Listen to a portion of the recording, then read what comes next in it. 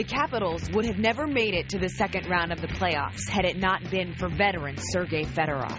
Fedorov would have never had the game-winning opportunity if he hadn't risked everything for the game he loves by defecting to the United States 19 years ago. It was scary, but being 20, not much experience, like, pays off, you know.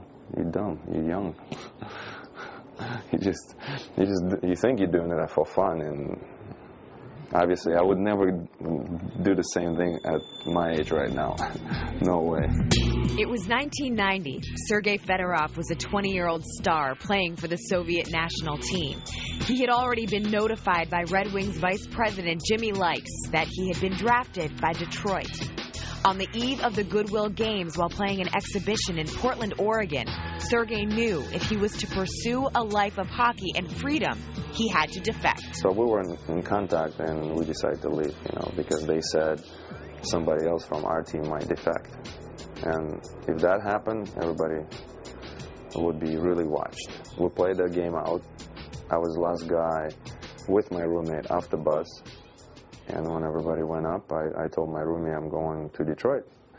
And he's like, yeah, whatever, let's go have dinner. I said, no, I'm leaving now. His eyes got big, and I thought he might grab me because he was twice as big. He was our masseuse, you know. So I was a little bit, started getting nervous because he might grab me and put me in an elevator and bring me to the coaches, even though we were friends.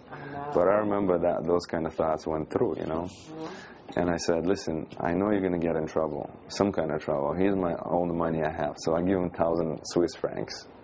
You know, that's my savings, you know, for all the years I play in Soviet Union and Russia. And I said, listen, I decided I'm going to go play in National Hockey League. And he, in disbelief, slowly, like, back into the elevator shot, and I'm like, hey man, good to see you, so everything's gonna be cool, I'll call you later. So finally I sent him on the way, and I saw Jimmy Lights was reading, I guess, USA Today, and I came up to his table and said, let's go. He's like, looking at me like, you know English? I'm like, no, I just know that word. Let's go. Yeah, so we went out of the back door out of the hotel where our team stayed, jumped in the Lincoln town car, and 20 minutes later we were at Oakland International Airport, and 4 hours later I was in Detroit. Almost 5,000 miles from home. While Fedorov risked his own safety to play NHL hockey, word of his defection began to spread worldwide. Both the CBS and NBC affiliates are reporting that Fedorov has defected. One station reporting that he is already in Detroit. Now, his biggest concern was for his family. His mother, father, and younger brother had no idea he had even left. They found out from primetime TV. That was very intense for them, I think. But I was only 20. I guess I didn't realize how big of a move it is, you know. They put their lives on the line. They put their families at risk. They had to leave. They never knew whether they'd come back. They never knew whether they'd get out.